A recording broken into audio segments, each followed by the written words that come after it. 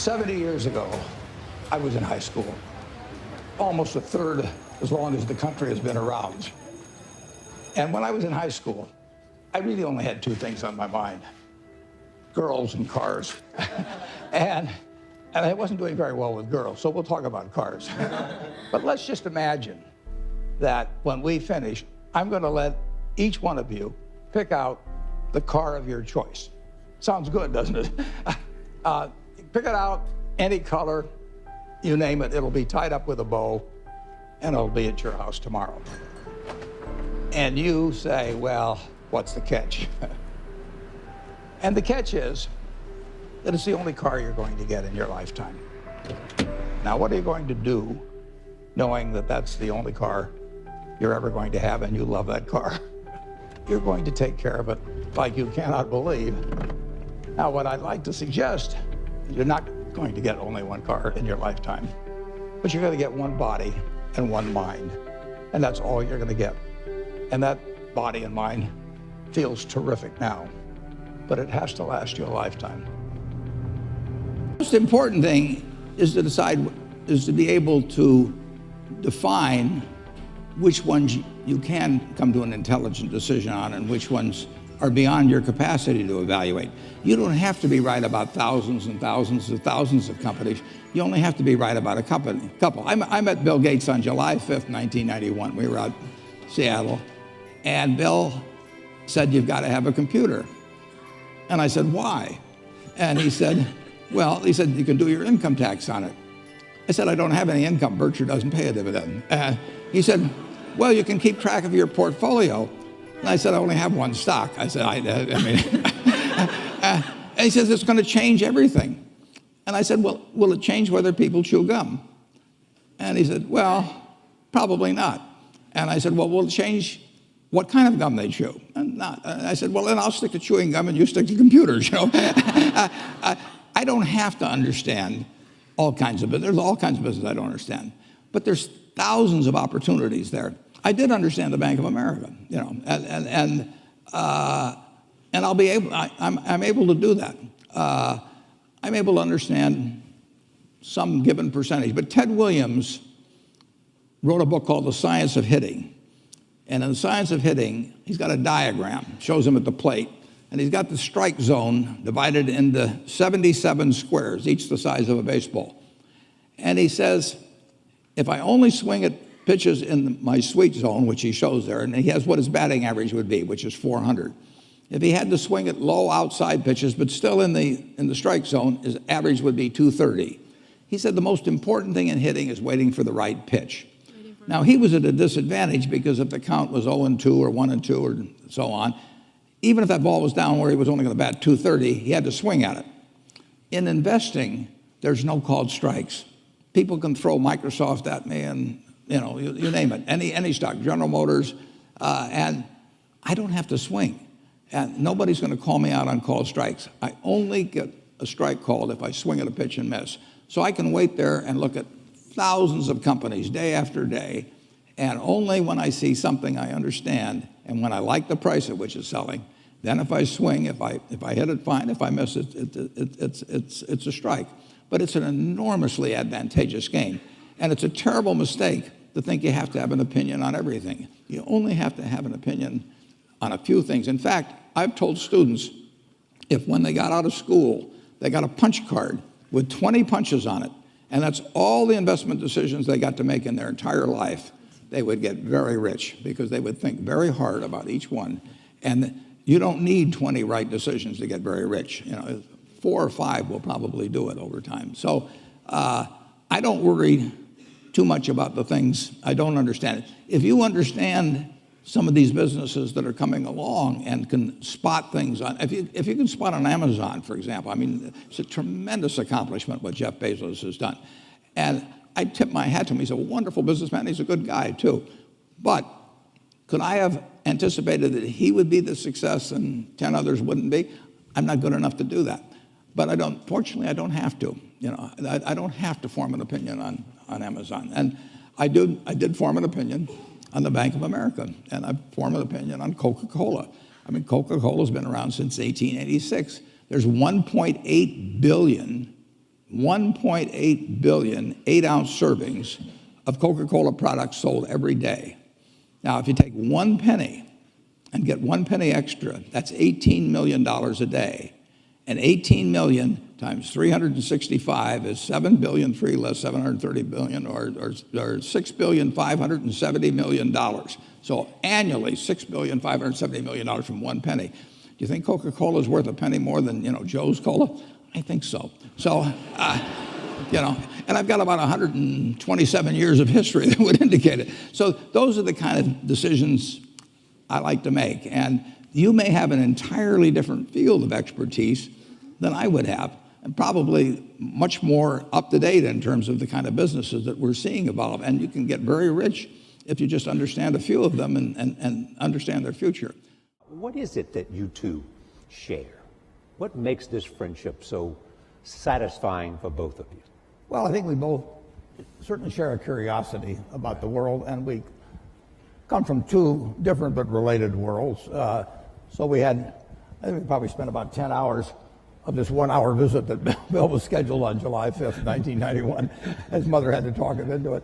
And we weren't halfway. I mean, we had gotten no place in terms of our eventual agenda just in that time. In fact, the governor of Washington came by, and Bill's dad had to come into the bedroom and pull us out of it. We didn't want to. He was a little embarrassed we were talking to him. Well, we have fun to start with. Right. I mean, every relationship should have a lot of fun in it. And we find the world in just such an interesting place. So we like to compare notes on it. When we compare notes, we have a lot of fun doing it. Part of the time, as I remember the conversation, by the way, there's a remarkable documentary about Warren, which is on HBO. I think it premieres on January 30th, on Monday. Yeah. You should take time to take a look at it. Bill's involved in that, and you will see, in a sense, it's called, I think, Becoming Warren Buffett. Yeah, that's what it's called. Because took me 86 years, but I got it. You're doing well on it, though, aren't you? Well, so far, yeah. But best is yet to come. And one of the things that happened tonight, Bill, was that I guess your dad at the dinner said, what's been the most important quality for you? And you found out that you and Warren had the same word. Yeah, I think curiosity, which Warren mentioned, is an amazing thing where you try and predict what's going to happen, and then when it doesn't, you sort of think, well, that drug didn't get invented, that stock didn't go up, that approach wasn't popular. What is it about my model of the world that's wrong? Who could I talk to? What could I read? And the things that have happened since 1991, mostly good things, have been amazing and just so much fun to talk about. We read the news and we think, God, what did Warren think about that? You both are readers. You read all the time, all day, Warren. Bill, you're a reader. You also do a lot of sort of courses online as well. I mean, what does that have done? What has that done for your life? The sense of constantly learning. Well, go ahead, Bill. It's an incredible time to be a learner. I remember when I was young, I had the World Book, which is one of Warren's products, and it was very good. But I always felt like, God, I want to get into this in more depth. I want to understand it better. Today, the videos that are online and the courses that you can buy with the very best professors, it's phenomenal. Take a subject like weather or climate change, or what's going on in economics, what's known, what's not known. Now with the foundation, a lot of what I need to learn is about biology, making vaccines, and what's going on with these various diseases. This is a phenomenal time to be a curious person. The information that's out there, I have my biggest problem is that I stay up too late because I'm reading and then I'm a little bit tired the next day. The other thing that you share other than reading is optimism. You believe in America. Absolutely. You have said to me more than once, I would give up a year of my life just to know what the next 50 is going to be like. Yeah, even the next 4 now. I mean, why'd you pick 4? I don't know, just number that came to me. It is just fascinating what's happened just in my lifetime, in the 86 years. I should mention one thing about reading. It was at the library here at Columbia that I wish I spent probably more time than any other student. I lived there practically. But I pulled the book out there, happened to be Who's an American. It told me something about my professor, Benjamin Graham, and then I looked up and I went to the library and I said, I want to learn more about this because I learned this over here. That changed my whole life. We own Geico now because of that librarian directing me to some other book and then following through on that. It's the chance. I read about 1/5 the pace that Bill does, but I still spend 5 or 6 hours a day reading. I mean, you can learn so much. I particularly love biography. Just to be able to live the lives of these people that have been so extraordinary, the lessons and the discouragements they face, just everything about it. So you can't get enough of reading. What surprises you most about Bill? That's an interesting question. I guess what really surprised me is initially we just found so many things to connect on. He did try to sell me a computer. That's probably the only sale he didn't make, although the computer changed my life for the better in a big way subsequently. But, he just had this same curiosity. Yeah. And the other word you have used is focus. Well, the focus is no question about it. I mean, both of us got to where we are in a big way because of focus. Bill, what surprises you about Warren? I was so amazed that he comes to investing with this broad model of the world. So one of the first questions he asked me was, hey, Microsoft's a small company, IBM's this huge company.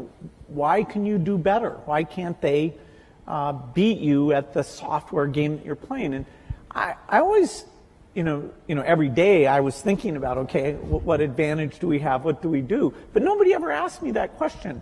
And we talked about the economics of software, which is a very different and special thing. And he could relate it to things that he'd seen. And I didn't understand banking, why some get ahead and some don't. And so he was able to put that in very clear terms.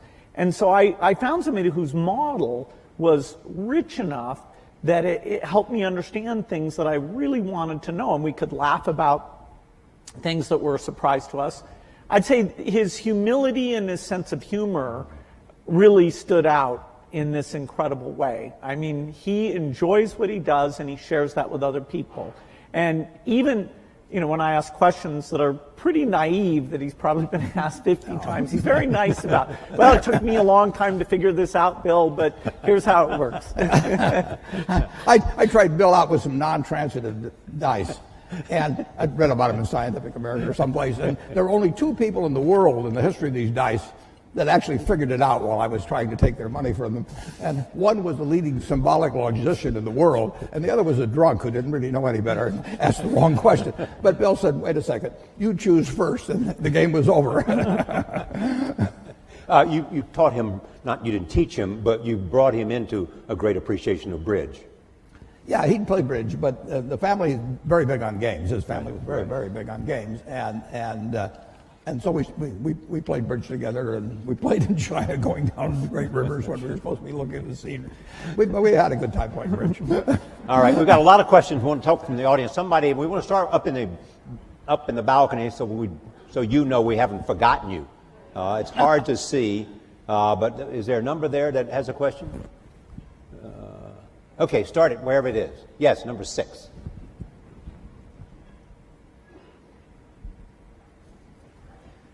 Thank both of you guys for being here today.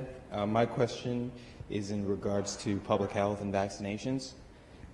Given our current president's publicly stated stance against the use of vaccinations, both in this country and abroad, how would you recommend that we, as students and future leaders in the health sciences, best allocate our resources to most effectively resist his alternative fact political philosophy in regards to domestic and global public health? Thank you. Well, Bill? That's a good place to start. Yeah. Well, the facts about vaccines are very clear and very strong, which is both that they're safe and that the vaccine schedule has been designed to reduce disease, and the more parents that adhere to it, the more not only their children be protected, but you have some kids who are immune deficient. And so unless the kids around them are protected, then it puts those kids at risk. And there are diseases like measles or pertussis that all it takes is a small cluster, and then mostly those diseases would be coming in from overseas, but you can get infection, and in some European countries you've had deaths because the kids weren't vaccinated. I don't think the U.S. government is going to come out with any negative statements. There may be a commission, and fortunately, if you look at the facts are quite unequivocal. We certainly are speaking out in favor of vaccines. So I'm a little surprised that we have to stick up for them, but it's true in every country that you get these rumors, and particularly in today's media, those rumors can get out and ahead of the facts because the rumors are sort of more salacious or contrary to what you've been told type things. Here, I'm sure we'll have a chance, if necessary, to go through the facts again and get a clear positive message from the government. And the risk is, if vaccines somehow, people are scared of having vaccines, the risk is? Well, we're engaged right now in polio eradication. And the only way that succeeds is to get 95% of the kids to have these vaccines. And there we ran into a form of anti-vaccine sentiment that's even worse than U.S. rumors, and that is that two terrorist groups, one in Nigeria, Boko Haram, and another one in Pakistan, Afghanistan, the Taliban, said that vaccination was a U.S. plot and would sterilize women, and it was a very bad thing. And they took the women who were going out to the children's houses and giving these oral drops, oral polio vaccine, and actually killed a number of them. And so those negative rumors, the only reason we still have polio today, that we're not done, is because of that part of Nigeria that Boko Haram has caused unrest, and the border areas, including Baluchistan in Pakistan, where there have been these anti-vaccine sentiments. So, our risk is simply those negative things. So it's not just in rich countries that we run into this. It absolutely causes deaths if parents don't know. Bring your kids in and get them fully vaccinated. And your drive to eradicate polio is to show that you can do it. Well, it started in 1988 when it already had been eradicated in the Americas. So these were the U.S. in the 60s, the rest of the Americas in the 70s, showed that it could be done. And so in 1988, well before our foundation was involved, Rotary and a number of other organizations said, let's get rid of this. And it's been harder than was expected just because of these sentiments. Here we are in 2017, last year, less than 50 cases. So we are very, very close. In fact, there's so few cases now, the way that we track where the virus is we go and look at sewage samples, and we see, because a lot of kids get infected and pass it along without getting paralyzed. And so it's only through these sewage samples we know that there's still about 4 places in Pakistan and Afghanistan and 1 place in Nigeria that we haven't gotten there yet. All right, let's see. The next question. I got to see a card. Number 1. Thank you both so much for being here. My question, again, is a little bit on the political spectrum. I was wondering what you're both most hopeful about in this new political environment we have, and also what you're both most worried about. You want to take hope or worried, Warren? Well, I'm confident that America will move ahead.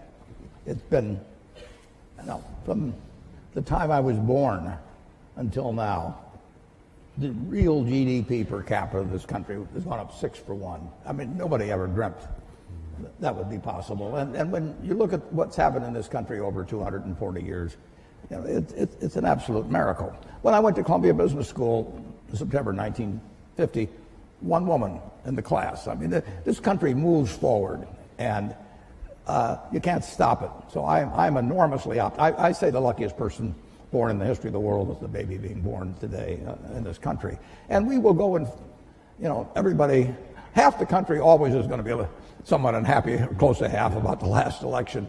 But I grew up in a household in the late 1930s. My dad was very Republican.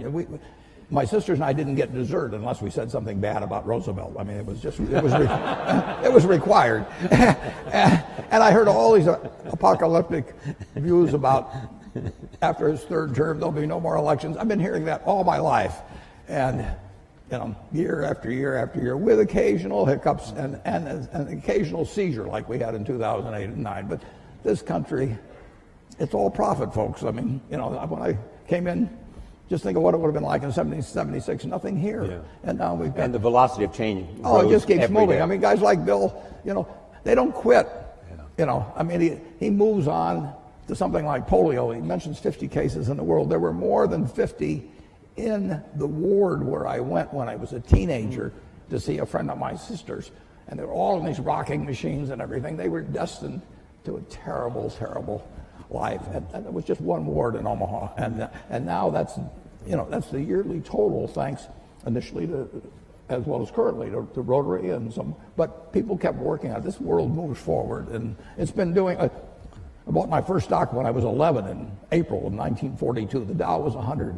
If you haven't looked, it's 20,000. Something good must have happened in between, and it's going to keep happening, folks. Bill, I know you share the optimism. What about concerns? Well, the optimism is partly that I think American innovation is strong. Support for research is by and large bipartisan. And so whether it's health breakthroughs or even energy breakthroughs, I think, every year that goes by, we're going to have more of those things. Now, this administration is new enough. We don't know how their budget priorities will come out. There are things like foreign aid, which is a small part of the budget, about $30 billion a year, but that means the U.S. is the biggest, that every time there's new leadership, we have to go in and articulate the benefits. It's well spent. It's not the image that people have in the past.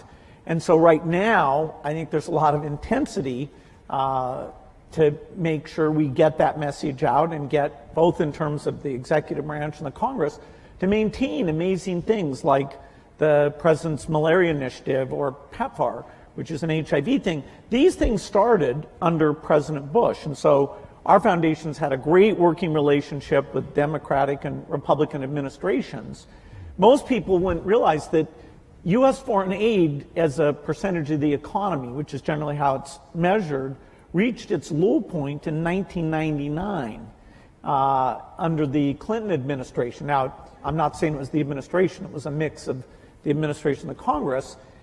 Then, during those Bush years, it went up fairly substantially. Now, the economy helped with that, but these initiatives were really amazing. And, I'm hopeful that maintaining or even growing these initiatives will be a priority when there's a lot of talk about tax cuts and different spending activities. And so it is a bit up in the air during these months ahead. And you've often made the point that no matter how big the private contributions are, sometimes in terms of sheer scale, you need a government. Yeah, somebody asked me today, if PEPFAR, which is this AIDS program, was canceled, wouldn't private philanthropy make up for it? Well, PEPFAR is over $5 billion a year. That is this one aid program, which is a phenomenal thing that's saved over 10 million lives. That's larger than our foundation, which is the largest in the world. So there's no possibility the government sector, U.S., U.K., other European donors, that's $130 billion a year in total that's uplifting these poor countries in health and education. And if we lose the consensus around that, if people draw inward too much, we will hurt progress and there will be millions of lives lost because of it.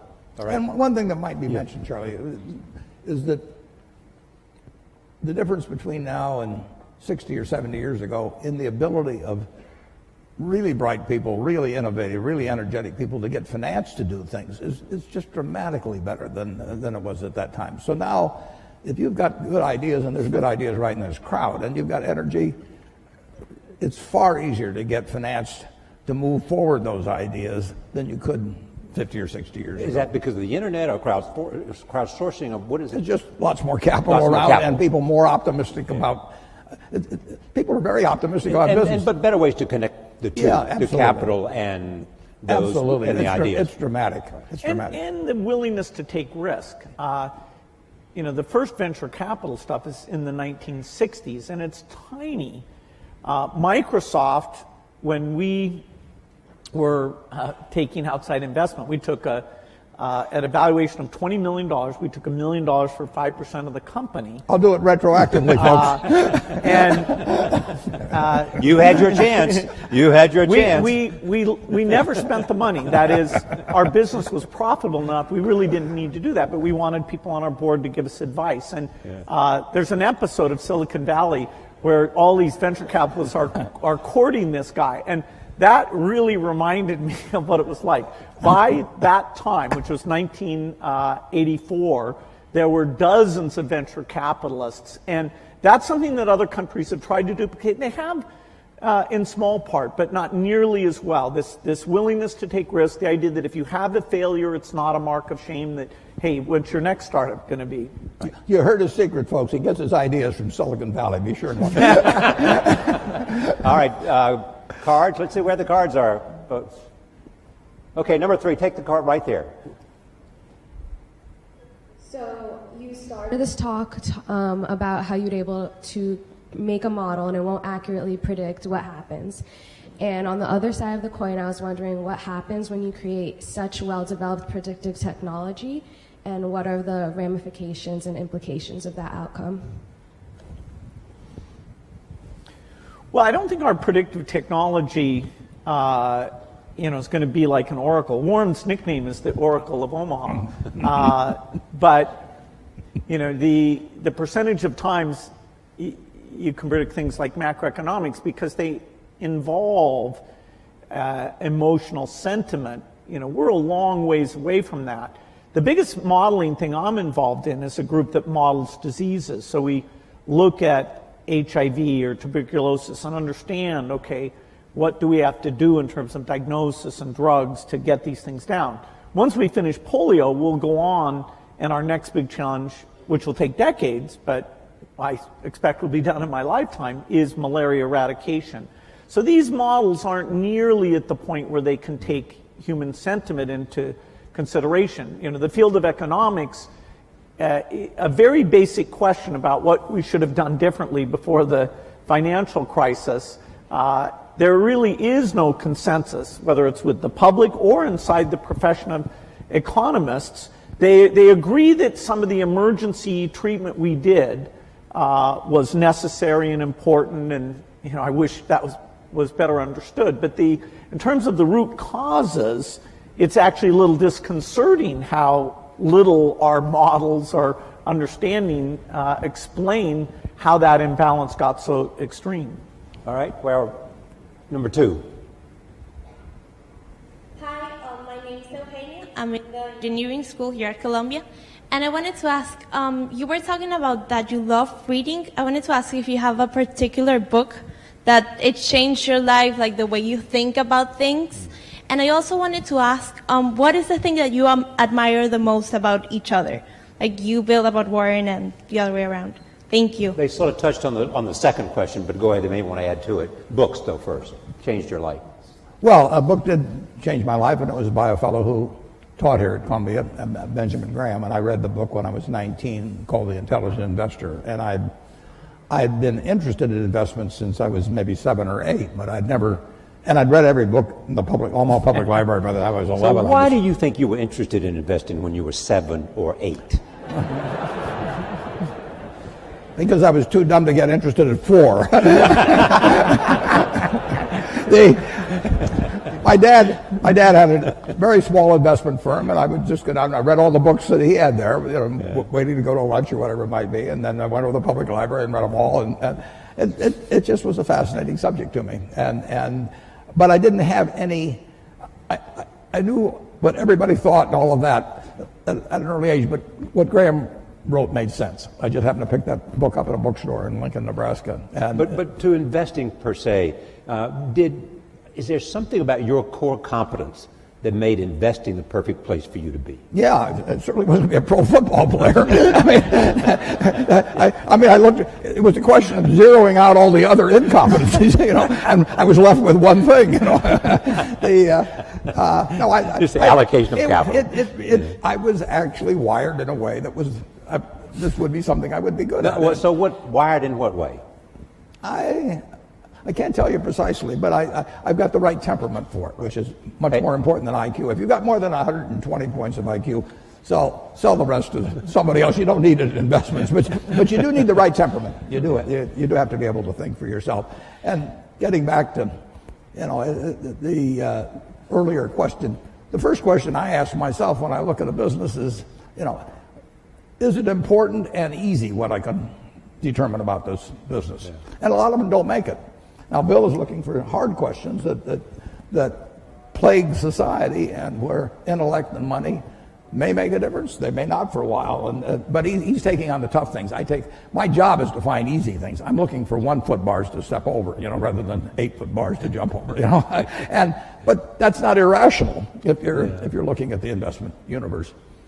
But reading is key.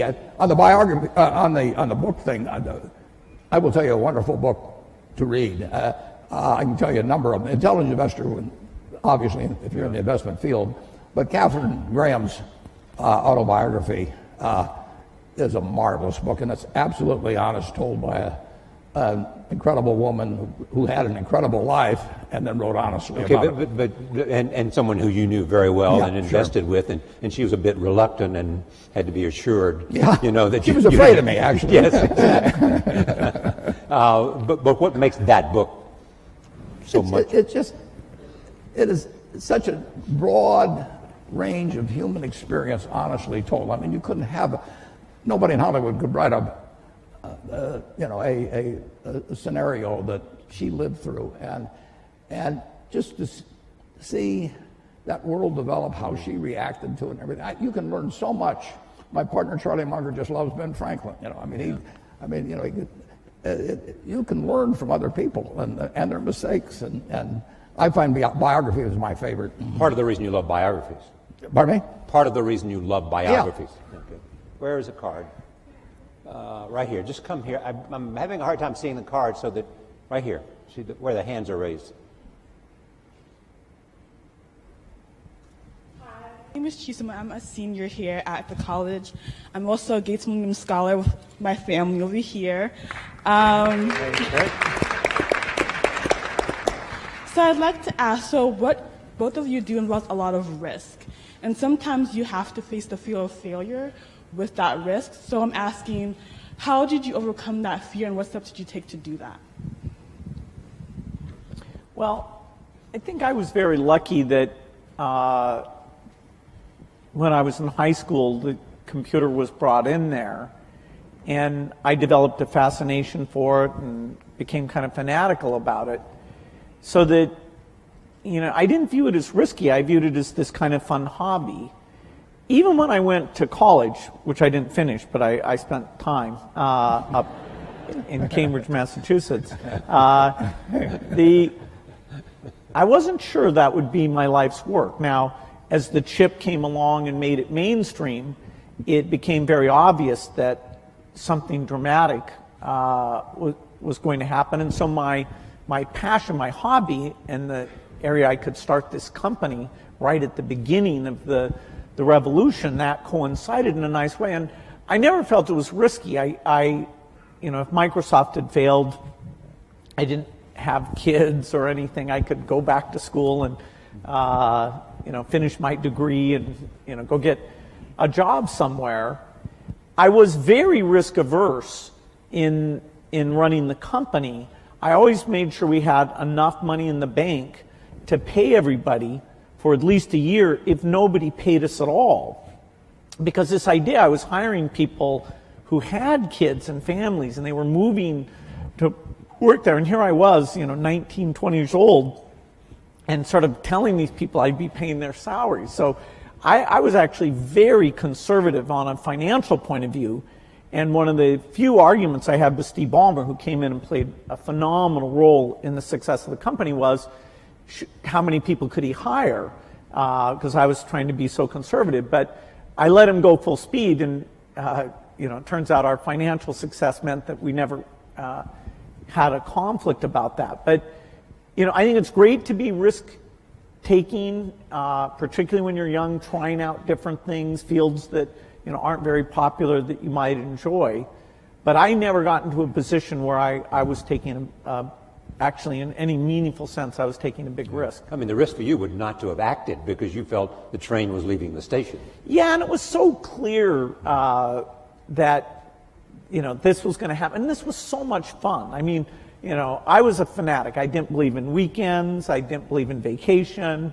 My mom had to negotiate whether I'd come once a week for dinner. No matter who the guest was. Yeah, that's right. That's right. Yeah. But Warren, you have often said you still tap dance to work. Absolutely. Because you can paint with your own colors. Yeah. I'm as excited about tomorrow in terms of what's going to happen as I was when I started. I was having a lot of fun when I started, but I'm having just as much fun now. And when I was here at Columbia, I had this terrible fear. It was impossible for me to speak in public. I mean, I wasn't able to do it. I actually read an ad in the New York Times. I went down to Midtown, signed up for a course, gave the guy a check, and then stopped payment on the check. I mean, I just petrified. But finally, and actually, after you get through hearing me today, maybe you'll wish I'd stayed afraid of public speaking, but that's another question. Then, when I got out to Omaha, I finally decided I just had to do it, so I gave a guy $100 in cash, and once I parted with $100 in cash, I'd jump off the Grand Canyon to get my money's worth. So, but it changed my life. But I would say this: don't fear failure. Almost everything that's turned out, I got turned down by Harvard. The best thing ever happened. Among other some good things that happened that didn't seem good at the time. Don't worry about. And don't let it eat at you or look back. Just keep going, because you're going to have some things and forget them. Go forward. All right, I want to go to the back of the room, right back there, wherever number 3 is. Hi, my name is Matthew Mann. I'm a first year at Columbia Business School. Both of you had a moment where you went out on your own. And I guess my question would be, if you were to do it all over again, you're in our shoes, what industry would that be in? Where would you start your own business today? I'd do the same thing. Yeah. I mean, for one thing, I'd be a failure at anything else probably. I mean, I'm not gonna. No, I mean, I had fun when I was in my 20s, my 30s. Now I'm 86 and I'm having fun. And so I advise students as much as possible, look for the job that you would take if you didn't need a job. I mean, don't sleepwalk through life, and don't say it's all going to be great. I'll do this and I'll do that, and I'm just marking time till I get to be older. That, as I've told people, that's like saving up sex for your old age. I mean, it just is not it is not a good idea. Yeah.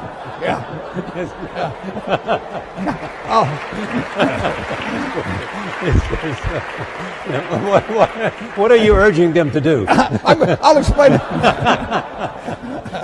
Just what I'm talking about. Now, you really want to be doing what you love doing, and you can't necessarily find it on your first job. Right. But don't give up before you find it. Bill, you've had the unique experience, A, because of your curiosity, B, because of your involvement in global health, to see the impact of a lot of other areas, whether it's biomedicine or whether it's a whole range of other things other than computer science. If you were going to drop out of Harvard today, which field would you be most likely attracted to? Well, I love the hard sciences, and there's some phenomenal things that people will get a chance to be part of. I'd still probably pick computer science, because the work in artificial intelligence today is at a really profound level. Our ability not just to play games, but that is a profound milestone, the AlphaGo work that the DeepMind people at Google were able to achieve. And that kind of technology is in all the leading companies and a lot of the universities. With AI, creation of agents, the ability to read and understand material, it is going to be phenomenal. So anything connected with that, I think, would be an exciting lifetime career. I also think in energy, we have the imperative to have energy that's reliable, cheap, and clean. And no system available today can provide that, whether it's for rich countries or for poor countries. And so the innovations there will be profound, and there's many paths that could provide that solution. Finally, I think biology, it's the most thrilling time. We are going to figure out obesity, cancer, even things that are very hard, like depression, because the mind is even more complicated than other parts of the body. I see this through the lens of the disease of the poor, the infectious disease, where new vaccines, new drugs, we are moving faster than ever. And some of these are platform technologies like DNA vaccines that are going to give us just that one thing will give us lots and lots of solutions. And so working in that space is phenomenal. Now, I say this, to my children, and they may not want to do hard sciences. The one who's picked wants to counsel patients and be a doctor, and even more than the science piece, that relationship with patients is what grabs her. So everybody has their own taste, but in terms of big impact, those 3 hard science problems would be at the top for me. All right, next, right here, right next to number 1. Hello, thank you guys for being here. Also, thank you to Mr. Gates. I am also a Gates Scholar, and without your foundation, I wouldn't be here. Many industrial-based communities have been severely affected with higher levels of unemployment due to the increasing utilization of automation, which ends up displacing workers. What do you believe is a possible solution to unemployment arising from automation? It's a good question.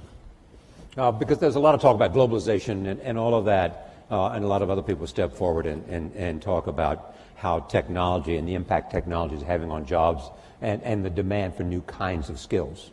Yeah, we were here in 1800 and conducting this, and somebody would point out that eventually tractors would come along and better fertilizer and everything, and that 80% of the people are now employed on the farm, and in a couple of hundred years it's going to be 2 or 3%.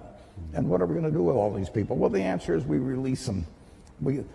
Keynes wrote something about it in something called Essays on Persuasion. He wrote in 1930 about what a more prosperous society would become like. And he actually postulated that in 100 years, and we're now 87 years away from that there would be 4 to 8 times as much output per capita. And he's remarkable, but he didn't quite get how it might get distributed. But the idea of more output per capita, which is what the progress is made on productivity, that should be harmful to society is crazy. I mean, the distribution may be a problem, but if one person could push a button and turn out everything we turn out now, is that good for the world or bad for the world? You'd have to figure out how to distribute it, but you'd free up all kinds of possibilities for everything else. So everything should be devoted initially to getting greater productivity, but people who fall by the wayside through no fault of their own, as the goose lays more golden eggs, should still get a chance to participate in that prosperity, and that's where government comes in. Right. Bill, anything to add to that? Yeah, a problem of excess is a different problem than a problem of shortage.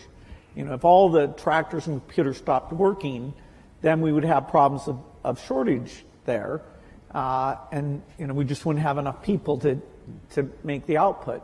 A problem of excess really forces us to look at the individuals affected and take those extra resources and make sure they're directed to them in terms of re-education and incomes policies, and the need for labor in terms of smaller class size, helping handicapped kids, reaching out to the elderly. The demand for labor is not at zero. If you ever get to that point, fine, you can shorten the work week, and you'll be just fine with that. And so this idea of taking an individual who during their generation is affected, I think there's a lot to be learned about that, a lot of thinking we have to do. But the macro picture that it enables is an opportunity. Number 2. Also, I'm urging people at the back so you have a chance. We want to go back up to the balcony as well. I see number 6. We'll come to 6 after 2. Yes. Hi, my name is Sam. I go to Columbia College, and my question is, what steps do you think need to be taken in order to improve public education, particularly in economically depressed areas of the United States? Bill was the one Bill's the educational. Yeah. I think this is a super important issue because the dropout rates, although they've gone down a little bit, they're still very high and very based on income. And even kids who graduate, a lot of them don't enter college, or they do enter college and they end up in these remedial courses for their reading or math capabilities. And those people have an extremely high dropout rate from higher education, and they can incur debt, they have a negative experience. So we have a long ways to go in education. There are some very strong points of light, like here in New York City, some of the charter schools are, with even less resources than schools at large, doing a phenomenal job of educating kids. There are a lot of countries, particularly in Asia, who, spending way less of their GDP on education, are doing a great job educating their kids. And it's not just the top 20%. Their bottom 20% is pretty phenomenal in the case of China, South Korea, and Singapore.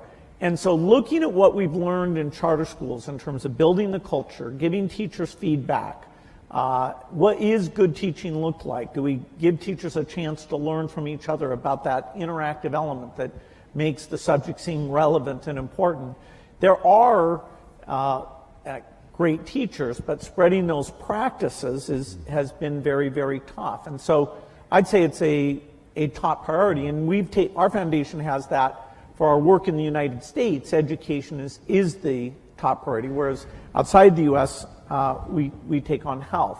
It's a tough problem because the institution of education are fairly resistant to change, and people are not yet convinced by various approaches very easily, but we need to keep at it. We're going to, stay and even actually put even more money into trying to help create models. Okay, up to number 6. Hi.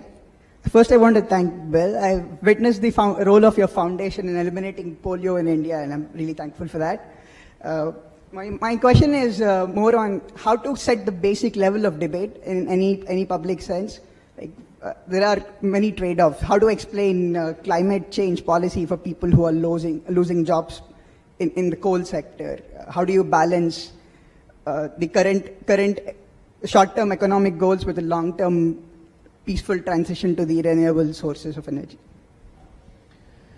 No, it's a good question.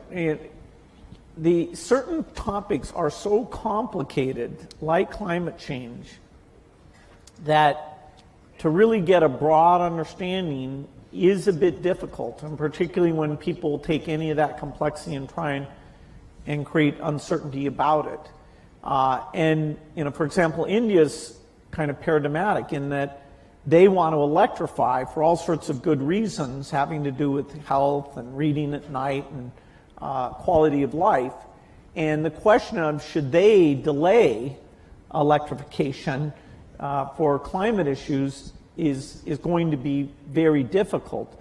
The ideal is to innovate in such a way that they can go full speed ahead on electrification without emitting the CO2 that the natural path of them today, which is coal, is the way to go. And so we have a lot of cost reduction to do because rich countries may be able to buy premium electricity. When you get to middle income or lower, that's just not going to happen. And democracy has us allocate these resources in terms of investing in the future and things like research and investing in the present. And when you have a problem like the financial crisis, then you do get a little bit of more of short-term thinking. And I'm hopeful, I think it's better for the world and for the country if we can get back into a little bit more of a focus on the long term. We have some questions from Facebook. Warren, a central tenet of your investing is to invest for the long term. And this comes from Brian White, who says, how might Bill and Warren convince investors to think beyond short-term returns to encourage world-changing innovation?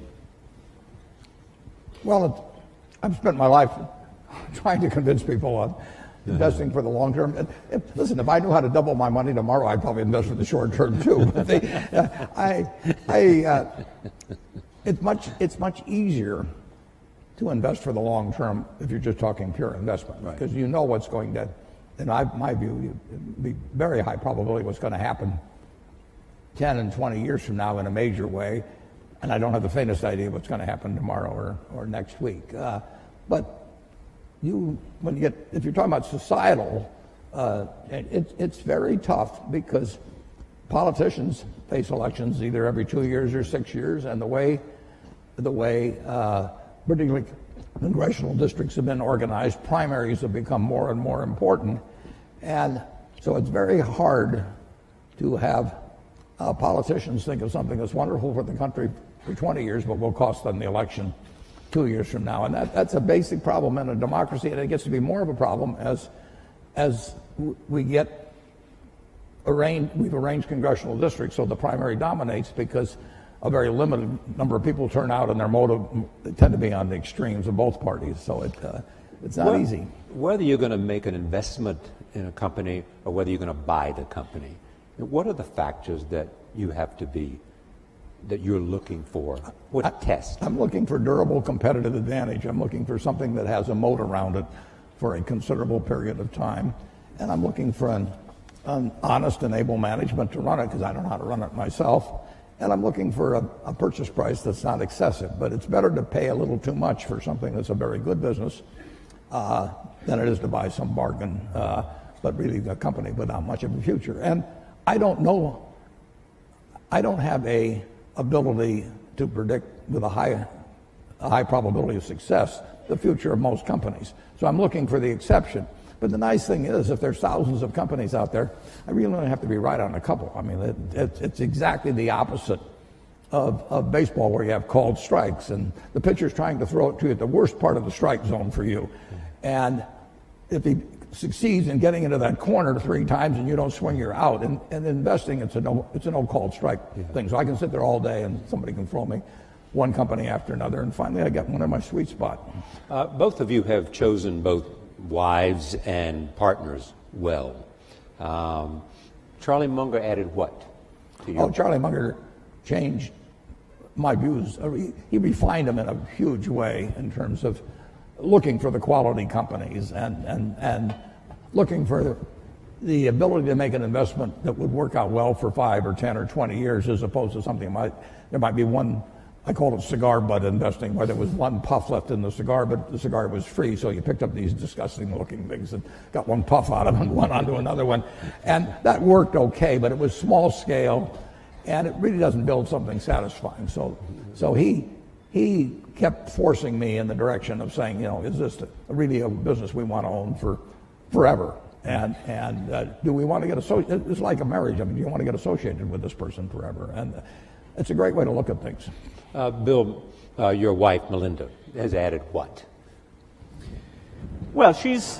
Other than 4 children. 3 children. How much time do I have?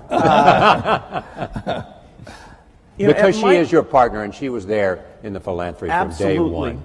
At Microsoft, I had 2 partners who were amazing. I had Paul Allen in the early days, and then Steve Ballmer as the company got bigger. And we would not have achieved anything what we did without those partnerships. Because, when things are tough, when you're making big decisions, having somebody who's really in there with you, committed, for me, I couldn't have done without that. For the foundation, Melinda's an amazing partner. She thinks about the people issues better than I do. She, knows when I get overexcited about the science. She can, make sure we're being realistic about it, and it makes it fun. Last week I went to Europe to World Economic Forum. She went to Nigeria, and then this weekend we just sat and talked about, okay, what did we see? What does that say about the work we should do? And so, I don't think I'd enjoy it without a partner, and particularly someone amazing like her. It's more fun with a partner. I mean, Charlie and I have had more fun working together than either one of us would have had individually, and we have never had an argument after working together for 58 years. You talk every day? Not anymore, because we know what the other guy's going to say. We just grunt. We talked it all out 50 years ago. So if you see Charlie and he says, "Why haven't you called me?" you'd say, "Well, I knew what you'd say anyway." Absolutely. No, there's no question about it. But we still have a lot of fun together. All right, right there. Well, let's see, number 2. Hi, my name is Molly Zanger. I'm a student at Barnard College. I guess what I'm basically wondering is what your main considerations are when you're choosing where to donate and what causes to donate to, and what the main challenges are that are associated with that. Yeah, well, I wholesaled it because I made a choice that I wanted to have. Well, originally, my first wife and I planned that I would pile it up and she would unpile it, but that was plan number 1. But she died in 2004, and then I had the problem of figuring out the best way to distribute what would turn out to be a lot of money. And I wanted some people who had similar values and similar objectives to what I had, but I also wanted people who would pour in intelligence and energy, and in the case of Bill and Melinda, a lot of their own funds, would work at it full time, but who really saw society as I saw it, which was that every life is of equal value.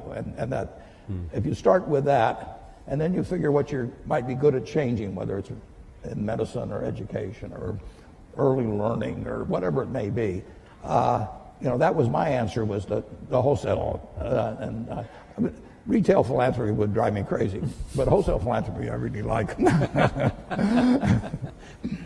Bill? Yeah, for our work at the foundation, the belief in innovation, which both Melinda and I saw at Microsoft, our question was, okay, how do we bring that kind of innovation to help the world's poorest? And we learned that coming up with new vaccines, that although you can pay a lot to have them created, the marginal cost comes down to less than $1. So getting a new vaccine for the main cause of diarrhea or pneumonia, that can be a phenomenal thing. So you're looking for these super nonlinear dramatic things, because as a per poor person or compared to government funding, philanthropy is actually quite small, and yet funding vaccine projects, the government isn't as good as that as a philanthropist who assembles a team and over time is learning how to do that very well. And we had models. Rockefeller Foundation was a phenomenal foundation. The Green Revolution is just one of many things that they did which raised agricultural productivity and avoided hundreds of millions starving. And so studying the other foundations that have taken these big breakthroughs and created a model out of those, that was very informative to what we've gone after. What's the most important lesson you've learned, though, about making investments from the foundation today that you learned along the way? Well, I think when we started out, I thought that just coming up with a new vaccine or drug alone would be enough, and that the world would then take that and get it out to all the children of the world. Partly through field visits I did, that Melinda did, looking at the statistics. That delivery system doesn't get out to a lot of the kids. And so having to figure out how people were hired or how that was funded and measured, this what's called primary health care, we were drawn into that out of necessity. It didn't fit the normal sort of in the lab, come up with this great concoction. And yet, in order to achieve our goals, we needed to think about those delivery pieces. In fact, sometimes the state of the product actually had to be simpler in some ways in order to get through that very limited delivery capacity. And now we're getting to 86% of the world's children with vaccines. It was about 70% when we got started. So that's a good increase. We still have 14% to go. Bill and Melinda have amazing convening and persuasive powers as well. So, I mean, they bring something far more to it than just money. They work incredibly hard, as do my 3 children and their foundations, but they work incredibly hard at getting governments involved in vaccines or whatever it may take. And that just is, it's an extra dimension that I think very few people have in the field. Yeah, I mean, it's a hands-on well, travel to experience. When Melinda is in Africa and she's holding a little baby, I mean, she is actually thinking, you know, this kid needs to be vaccinated, has a decent chance in education and all that. I feel the same way about the kid, but what I really think is he's going to pee on me, you know, can I hand him something? So there's just a difference in that human touch that makes a big difference. I'm halfway in between. I think he's closer to me, actually. Number 1, number 3, and number 4. First 1, then 3, then 4. Hi, I'm Malvika Goswami at the Columbia Business School. If the current government were to ask for your advice on immigration or healthcare reform, what would you recommend to them? Warren? Well, on immigration? Yes. Immigration, I mean, this country is built on it. I always say to people that are anti-immigration, you know, let's put it in retroactively. And, you know, everybody leaves. It's this country, if you think about it, Bill's heard this before from me, but we are sitting here in part because of 2 Jewish immigrants who in 1939 in August signed the most important letter perhaps in the history of the United States. And you can go to the internet and go to search Bing. And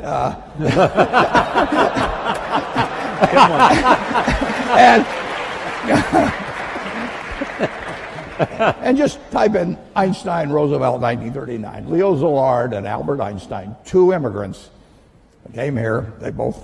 They came directly from Germany. Szilard came from Hungary before that. And they told President Roosevelt that the Germans were likely to develop an atom bomb, which was likely to work. It's less than a full page, and we better get to work on something fast. And that the Manhattan Project came out of that. And if it hadn't been for those 2 immigrants, you know, who knows whether we'd be sitting in this room. Mm-hmm. Immigration? I'm going to let him handle it. You knew Andy Grove. Just go up and down the line. I mean, right. This country has been blessed by immigrants, and you can take them from any country you want, and they've come here, and they've found something that unleashed the potential that the place where they left did not, and we're the product of it. The question also was about healthcare. I mean, what can you tell us about healthcare that you think is important in terms of the consideration of what might happen? I mean, if you were building a healthcare plan for America, what would be the elements that you would want to include? Well, there's no doubt that in order to provide decent health care, the percentage of GDP devoted to it is going to go up over time. It's already very high, and yes, there's some efficiencies to be gained in that 18% or so number. But as society ages, as we come up with new things like joint replacement, organ transplant, which are going to create lots of human benefits, we're going to have more resources overall, including more government resources for health care. And so it's a tough problem because you have both access problems today and you have cost problems today. And, whenever I look at a problem, I have this one simple lens, which is innovation should help here. But in this case, innovation, while it will provide breakthrough drugs that will save costs, like if you can cure Alzheimer's, which we certainly haven't done yet, that will save on huge long-term care costs. So we have these chronic diseases that we've made less progress on than some of the others. And the market mechanism to get pharma to go after those things and the basic research US funds, I am quite optimistic that we'll have some advances. But they'll also give us some very expensive things that will mean we're spending more money against it. And I do hope, that at some point that we really are calling on the best minds to look at the incentives for the breakthroughs, the most efficient system we have here. I think there's a lot of unhappiness in the country now stems from the fact that the healthcare system isn't delivering, and yet people are saying less government, more government. Right. I don't think they're being given the depth of education about why it's so tough that over time will help them vote for the right solution. The depth of explanation. Let me go. I'll go to Facebook in just a moment. But where was I? I promised 3, 4, and 6. 3 is there, and 6 is up there. So go 3, 6, and then we'll go to Facebook. Hi, my name is Josh Schaefer, and I'm a dental resident at Columbia. My question is, for future doctors and dentists of America, what advice do you have in giving about having a proper balance of providing that health care, but also mastering the concepts of business and economics? Well, Atul Gawande is, an incredible author. Exactly. He, in the current issue of the New Yorker, has the latest in wonderful articles about the healthcare system. And he's talking about the people who do sort of heroic surgery like himself are paid twice as much as the people who are on an ongoing basis in a great incremental way learning about the patient and seeing what works for them. And it's a calling cry to say, hey, that part of the system needs to be run better, needs more resources. So I think it's brilliant that he's saying that, and it also corresponds to what is working in some other countries. Okay. 6. Hello, my name is Donna. I'm from Columbia College. So you both have invested a great deal of money abroad, but there is a prevailing belief by some that there are pressing issues in America. There are poor people here, there are sick people here, and we should deal with that first before even tackling anything abroad. So what are your thoughts on that? Well, my own personal thought is that every life is of equal value. And in many ways,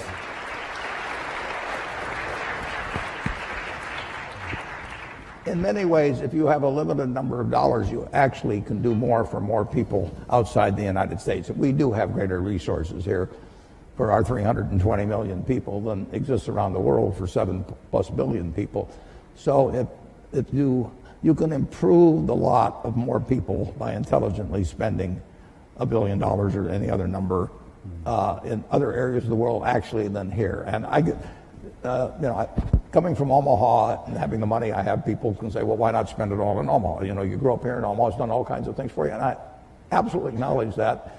But in the end, if I've got X dollars to spend, I can make life better for more people if I can have it intelligently allocated in other parts of the world actually than the United States. And that draws a fair amount of criticism, but I live with it because that's just what I believe. All lives have equal value is really the driving force Absolutely. behind the Gates Foundation. I'm an accident. I won the ovarian lottery when I was born in the United States in 1930. It was 40-1 against me. I was male. Now it's 80-1 against being a male in the United States in 1930. I was just plain lucky. My life would have been far different. Bill always said if I had been born a long time ago, I'd have been some animal's lunch because I can't run fast and I can't climb trees and everything. And I'd be saying, I allocate capital.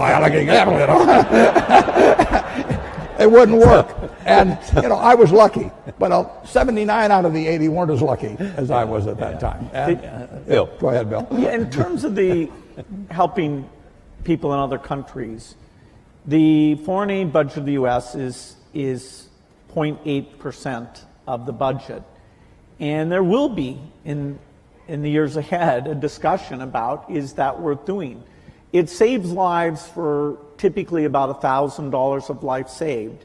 And in terms of stability and countries eventually being self-sufficient and being part of the world economy, there are some huge benefits to that. So if we were talking about should we spend 20 or 30% overseas, okay, that would be a very interesting discussion. But what we're trying to preserve is something that's gotten smarter and smarter all the time, has proven benefits, all of which are things that our foundation co-invests in the same things, like the polio thing is 0.8%. So I'm hopeful that in a big world that can remain a priority. All right, let me go to another Facebook question. This is from Nadia Akwal, says, how might Bill and Warren encourage innovation, particularly among teens and young adults?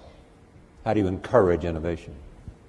Well, I think you have a market system that provides rewards for it. Yeah, that's one way. Yeah. and we have it. I mean, we have an incubator for innovation in the United States. And, Bill can drop out of school.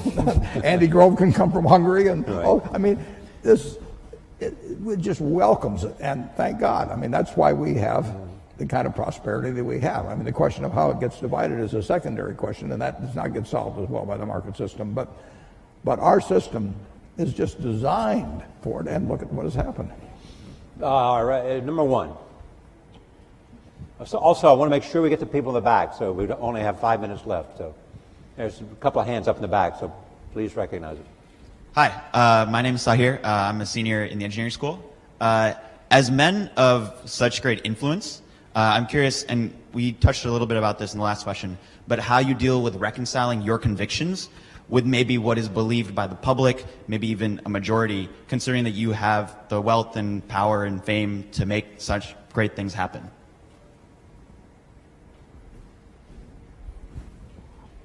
Either. Well, I don't see, the convictions I have, I love sharing them and talking to people and understanding, where people disagree. I can be overly science-centric about things. There's all sorts of causes that are super important that our foundation, because we have limited resources, we don't get to go and do. There's lots of diseases. There's aspects of education. Part of the strength of philanthropy is its diversity, and so just by sharing the fact that it's fun, it really can have measurable impact. I hope that sets an example for all of philanthropy. I don't happen to believe that my voice should be that much louder than other people. So some of these big political donations, at least I and I think Warren as well, we've chosen not to have that be a huge way that we're spending our money. That's a personal choice. The money's being saved not for the megaphone, but for the work of the foundation. Yeah, we get a podium of a certain sort, but people do not. With a partner like Charlie Munger, you don't have to worry about my views being accepted automatically. They point out the shortcomings. And the influence of money in politics, I really think, is bad news for this country. I think Citizens United was a terrible decision. And the idea that somebody can pour millions and millions of dollars into a campaign, and in certain cases it not even be identified, I think really kind of goes counter to the kind of America I believe in. The two of you created, along with Melinda and others, created the Giving Pledge. How's that going? Going terrific, Bill can tell you. It really is going terrific. Yeah, philanthropy is kind of a lonely Bill, tell them thing. what it is exactly. Yeah, okay, this is, we love philanthropy of all types, and part of the strength of American philanthropy is actually people with very little who are incredibly generous. Here, though, we said for the people who are super lucky, have over $1 billion, we want a group who are working together, who are committed to give the majority of their wealth away, to learn from each other. What's worked, what hasn't worked, how do you involve your kids, how do you hire staff, and they'll find areas they're working on together and cooperate, but we're not pooling any money. And we thought we'd get 20, 25 people together, and in fact now we're at 156. So it is a wonderful yearly event. I've made some great people. I do think that the quantity and quality has gone up because we're getting together. We'll never be able to measure that in a direct way, and we're making special efforts in China and India because now we have a lot of wealth there that wasn't there before. And in their own way, I think by having a strong philanthropic sector, that will help those countries and therefore help the world. What's interesting now, Bill and I are having dinner actually with the group tonight, for example, but if you go back 100 or 150 years, people got wealthy by making some money from the first oil refinery or still a mill and building another one, and Henry Ford would build a plant to build cars, and then it would be from retained earnings, which eventually turned into cash. Now you can get rich very young just by having an idea, right. And you can get that idea monetized and capitalized in a way that you cannot believe. So we are particularly interested in getting younger people interested in philanthropy because there are huge fortunes by people that are now in their 20s and 30s. And just think of what the potential for that group. And so this thing has worked out way, way better, including getting younger people to join us. Number 6.